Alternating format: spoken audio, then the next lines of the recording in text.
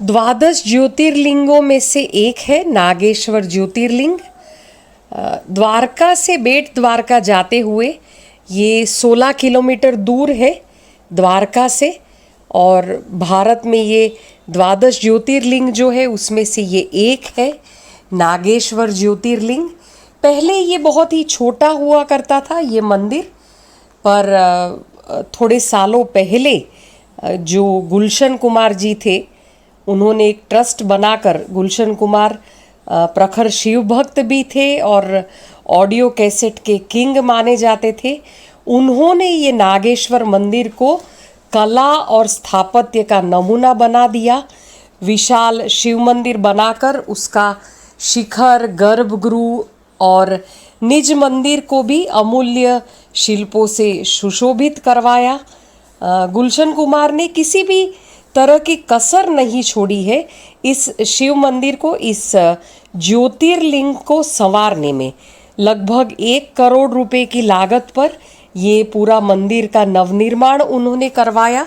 मंदिर के बाहर प्रांगण में गुलशन कुमार के ट्रस्ट ने ही भगवान शिव की एक विशाल मूर्ति का भी निर्माण करवाया।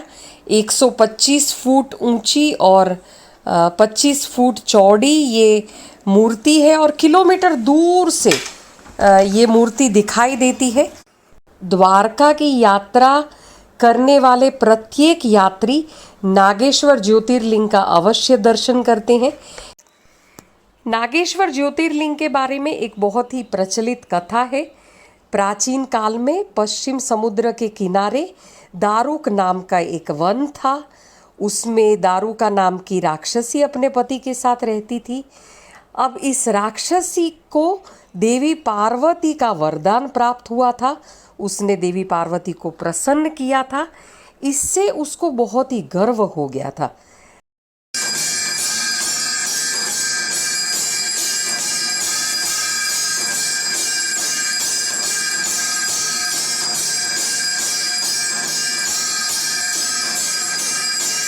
सोलह योजन विस्तृत ये वन उसका विहार स्थल था।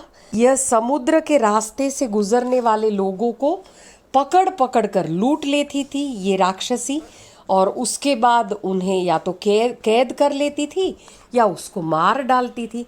एक समय दारुका राक्षसी ने एक बहुत बड़े नौका का काफिला पकड़ लिया और सबको लूट कर उसने बंदी बना दिया। अब ये काफिले में एक सुप्रिय नाम का एक शिव भक्त बनिया भी था। अब ये शिव का परम भक्त था। जेल में भी वह शिव का जो पार्थिव लिंग था उसकी पूजा करता रहता था। उसने दूसरे जो उसके साथी थे कैदी, वो सबको शिव का ओम नमः शिवाय मंत्र का जाप करने का और पूजा करने का सिखा दिया था, और उसके फल स्वरूप सारे कैदी शिव पूजन करने लगे थे। सुप्रिय को शिव पर बड़ी आस्था थी। सुप्रिय हमेशा साथियों को कहता रहता था कि शिव जी जरूर कृपा करेंगे, इसीलिए आराम से उसका भजन पूजन करते रहो, शिव जी जरूर कृपा करेंगे। और उस भाई भगवान की लीला तो अपरंपार है। एक समय की बात है, सुप्रिय को शिव पूजन करते समय शंकर जी का सुंदर रूप दिखाई दिया। उसने दारुका से ये बात कही। सारे सैनिक मिलकर कैद खाने में आए और सुप्रिय से पूछने लगे कि भाई सच बताओ, तुम किसका पूजन करते हो? अगर सच नहीं बोलोगे तो तुमको मौत मिलेगी, हम मार ही डालेंगे। सुप्रिय ने उत्तर दिया कि मैं कुछ नहीं जानता। इस पर क्रोध में भड़की हुई दारुका आई और दारुका ने सैनिकों को आदेश दिया कि सुप्रिय को मार डालो।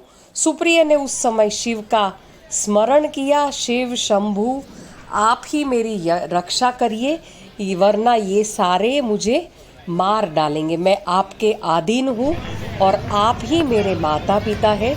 त्राही माम करके उसका आक्रंद सुनकर कहते हैं कि वहाँ पर जमीन से एक बड़ा सुंदर मंदिर निकलकर ऊपर आ गया, और उस मंदिर में ज्योति रूप में भगवान शिव अपने परिवार के साथ विराजमान थे। आज भी वहाँ पर भगवान शिव का परिवार के साथ मूर्ति मैंने दिखाया है। और तब सुप्रिया ने कहते हैं कि प्रणाम किया और उनका पूजन किया। प्रसन्न होकर भगवान शिव ने सुप्रिया को अभय दान दिया और राक्षसों का नाश किया।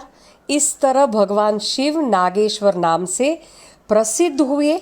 कुछ लोग हैदराबाद के समीप स्थित शिवलिंग को नागेश्वर ज्योतिर्लिंग मानते हैं, किंतु पुराणों में वर्णित नागेश्वर के भौगोलिक क्षेत्र एवं शिव पुराण में वर्णित प्रसंग के आधार पर पश्चिमी समुद्र एवं द्वारका मार्ग पर स्थित उपयुक्त शिवलिंग ही नागेश्वर शिवलिंग प्रामाणिक सिद्ध होता है ज्योतिर्लिंग के हिसाब से। तो ये है अद्भुत दर्शन, नागेश्वर महादेव मंदिर ज्योतिर्लिंग है।